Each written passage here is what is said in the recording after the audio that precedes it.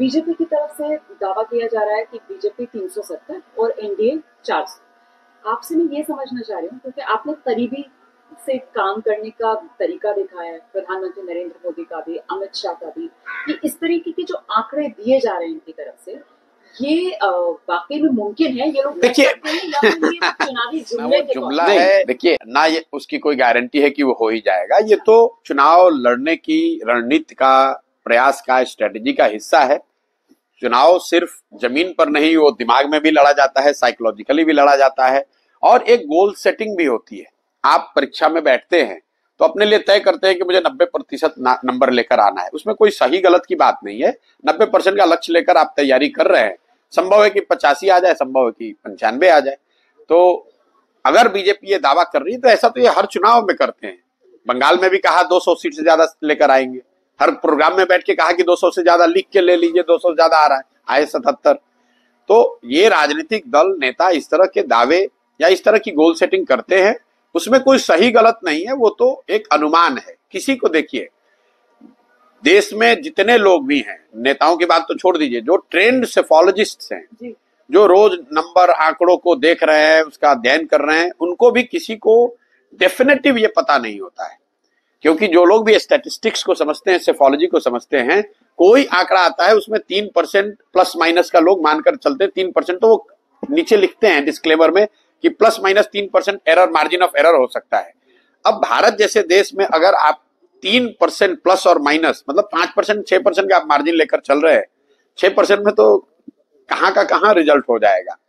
तो आप एक इन्फॉर्म्ड गेस कर सकते हैं, आप प्रिसाइज नंबर नहीं दे सकते हैं। अगर आप देते हैं तो it's like calling the coin. देखिए, अगर कई बार कहते हैं अरे हमने पिछली बार कहा था वो नंबर आ गया, मतलब सेफोलॉजिस्ट दावा करते हैं, चुनावी विशेषज्ञ दावा करते हैं, टीवी चैनल वाले भी हल्ला मचाते हैं, पत्रकार के अलावा नेता भी कहते हैं। लेकिन होता ही है कि अगर मान लीजिए आपको कोई बोले कि भैया सिक्का उछालो, बोलो हेड और टेल, अगर 10 आदमी खड़े हैं तो 5 आदमी तो सही बता ही देगा, क्योंकि प्रोबेबिलिटी 2 है। तो कई, और जो सही बताएगा वो बताने लगेगा कि मुझे मालूम है कि कैसे सिक्का को कॉल किया जाता है। इसे ऐसी कोई बात नहीं है, आप एक इन्फॉर्म्ड गेस कर सकते हैं। किसी को प्रिसाइज नंबर नहीं मालूम होता है, वो मोदी जी को भी नहीं मालूम है, और कोई साधारण सेफोलॉजिस्ट अगर बैठ के कर रहा है उसको भी मालूम नहीं है। अगर मालूम होता तो बंगाल में 200 सीट का दावा कैसे कर रहे थे, कर्नाटक में जीत का दावा कैसे कर रहे थे। आप ये बड़े राज्य छोड़ दीजिए, दिल्ली उनके नाक के नीचे एक सिटी स्टेट है, वहां पर 2015 में आम आदमी पार्टी को 67 सीट आ गया, 2020 में उनको 62 सीट आ गई, और अमित शाह खड़े होकर कह रहे थे हमें 40 सीट आ रहा है, 40 प्लस सीट आ रहा है।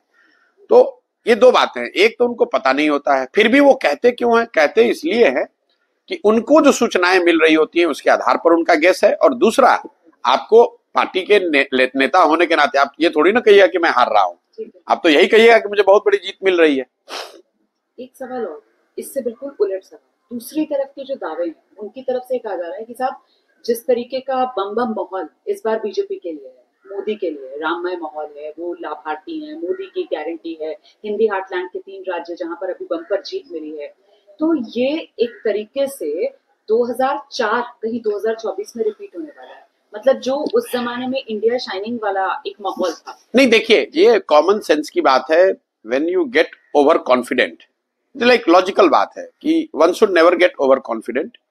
लेकिन अभी जो बीजेपी का डिस्पेंसेशन है, जो लीडरशिप है, जो उनका काम करने का तरीका है, वो दावा पब्लिकली कुछ करे। इनका जो काम करने, इनकी जो कार्यशैली है, ये वो लोग नहीं है जो ओवर कॉन्फिडेंट हो जाते हैं। दे गो फॉर द किल।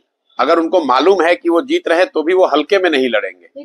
वो ये जो मैं आपको बता रहा हूं, जैसे मोदी जी या अमित शाह या जो भी अभी बीजेपी की लीडरशिप है, इनकी कार्यशैली ये नहीं है कि बस जीत हो गया, अभी बैठ जाओ, बस जीतने ही वाले हैं। वो दावा तो कर रहे हैं कि जीत रहे, लेकिन अपनी मेहनत में, अपने प्रयास में कुछ कमी नहीं छोड़ेंगे। जैसे आप देख लीजिए, एक सीट अभी जैसे बिहार में नीतीश कुमार को लेकर आए, उनको मालूम है, आंकड़े बता रहे हैं कि नीतीश कुमार के भाजपा में आने से भाजपा को चुनावी फायदा कुछ नहीं है, विधानसभा के नजरिए से तो उनको नुकसान है। आप बिहार में किसी भी भाजपा के वर्कर से, समर्थक के, लीडर से बात कीजिएगा तो प्राइवेटली वो ये कहेगा इसका नुकसान है। लेकिन वो फिर भी क्यों लेकर आए? क्योंकि वो एक साइकोलॉजिकल एडवांटेज चाहते थे, इंडिया अलायंस को साइकोलॉजिकल झटका देना चाहते थे। आप जो देख रहे हैं अभी महाराष्ट्र में, वो अशोक चौहान को लेकर आए। ये सब क्यों कर रहे हैं? वो एक एक सीट भी जो है कि if we are on top we must finish the opposition. तो ये उनका स्वभाव है, उनका कार्यशैली का हिस्सा है। तो ये दिखा, अगर मैं उनके सामने हूं तो मैं ऐसा नहीं मानूंगा कि they have become complacent. They are not people who get complacent. अगर आपको उनसे लड़ना है तो आप ये मानकर चलिए कि वो लास्ट तक लड़ेंगे। अगर जीत रहे तो भी उस जीत को और बड़ी बनाने के लिए और ज्यादा प्रयास करेंगे। हार रहे तब तो प्रयास करेंगे ही करेंगे। तो मैं 2004 की सिनेरियो को नहीं देखता हूं, क्योंकि 4 में लीडरशिप अलग थी, आज लीडरशिप अलग है। दूसरा, जो विपक्षी मान के चल रहा है कि भाई हमारे लिए, they are largely basing their things on assumptions कि कुछ चीजें हो जाएंगी, डिसकंटेंट है, लोग नाराज हैं। ये बहुत सारी चीजें अनुमान पर आधारित है, ये आपके अपने प्रयास पर आधारित नहीं है। जो उन्होंने इंडिया अलायंस बनाया है, मतलब इंडिया अलायंस बने हुए सबसे पहले तो ये बहुत देरी से बनाया गया।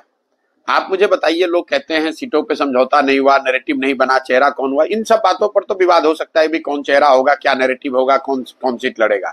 इस बात पर तो कोई विवाद नहीं था कि 2024 अप्रैल मई में चुनाव होगा, सबको पता था। जिन लोगों ने भी इंडिया अलायंस बनाया है, ये काम वो 2 वर्ष 3 वर्ष पहले भी कर सकते थे। जब बंगाल का चुनाव आया, बीजेपी डाउन थी, बीजेपी बैकफुट पर थी, तब अगर आपने इंडिया अलायंस बना लिया होता तो आपके पास 2-2.5 साल का समय होता नैरेटिव बनाने का, उसको घर घर ले जाने का। जरा आप अनुमान कीजिए, लोग कहते हैं कि मोदी जी ने चुनाव के ठीक पहले राम मंदिर का ये पूरा जो अभियान अभी हुआ, जो समारोह हुआ, कभी तो मोदी जी या उनकी टीम ने बैठ के प्लान किया होगा कि मंदिर का निर्माण इस तरीके से कराओ, इस गति से कराओ कि ये जनवरी में पूरा हो।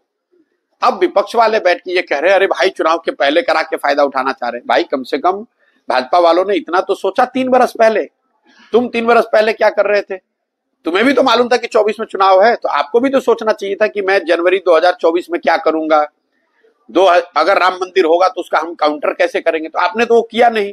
आप बैठे हुए हैं राम भरोसे, राम का नाम ले रहे हैं बीजेपी वाले, लेकिन राम भरोसे बैठे हुए हैं विपक्ष वाले। बीजेपी राम भरोसे नहीं बैठी हुई है। मैं आपको दावे से कह रहा हूं, प्रधानमंत्री के बयान आप आज से 3-4-5-6 महीने जब वो पार्लियामेंटेरियन से मिल रहे थे, उसमें उन्होंने पब्लिकली कहा कि भाई सिर्फ मंदिर के भरोसे मत बैठिए।